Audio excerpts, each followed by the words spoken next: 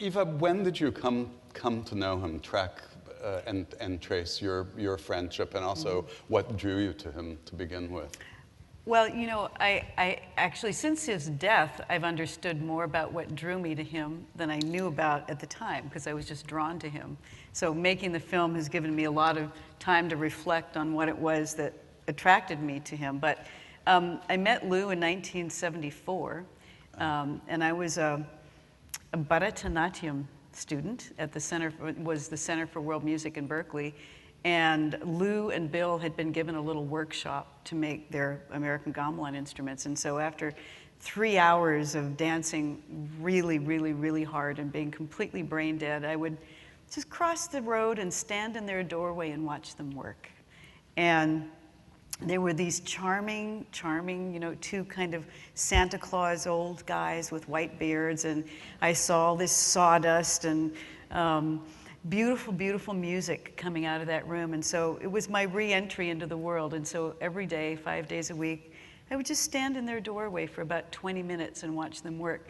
And we never spoke, you know, and they would occasionally look up and smile at me, but it was about the only thing I could do at that moment, being completely drained of, you know, and they were just delightful.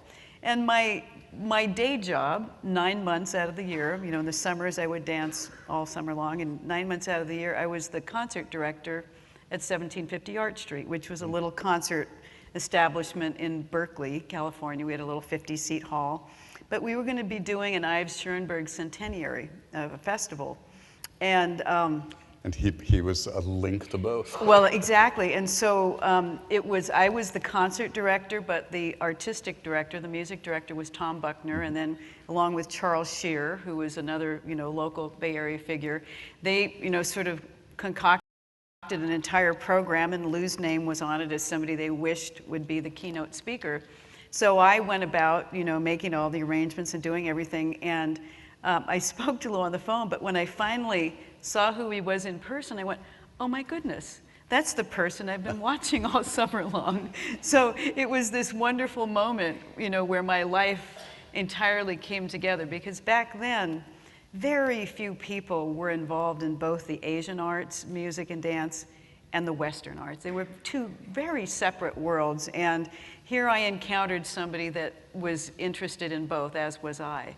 Because at 1750 Art Street, the majority of the work that we did was small chamber music, but we recorded and produced the first album of John Adams.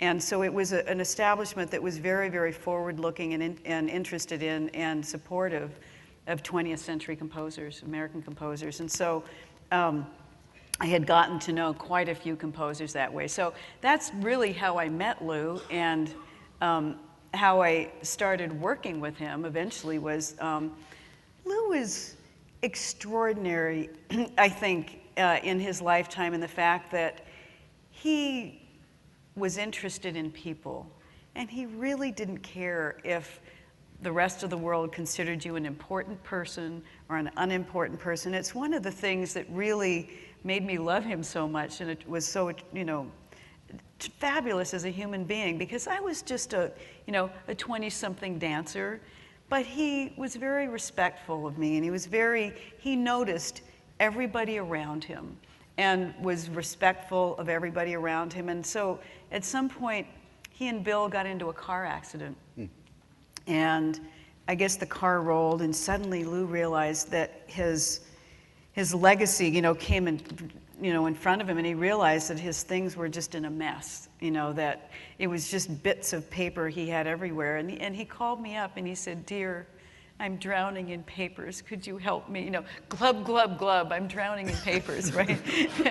and so, myself, I hate paperwork, but, you know, I loved Lou enough. I said, "Lou, you're about the only person I could think of that I would be honored to help with all of this."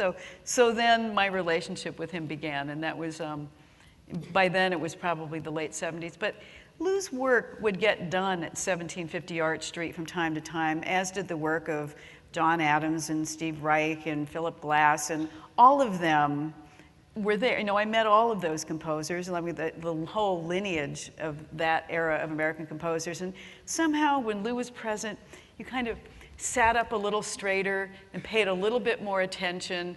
And he was such an engaging person, and he commanded respect when you were in his presence, though he was a very casual person on another level, and he didn't really like to mingle in large groups and so forth. He commanded a lot of respect personally. So that's how it started.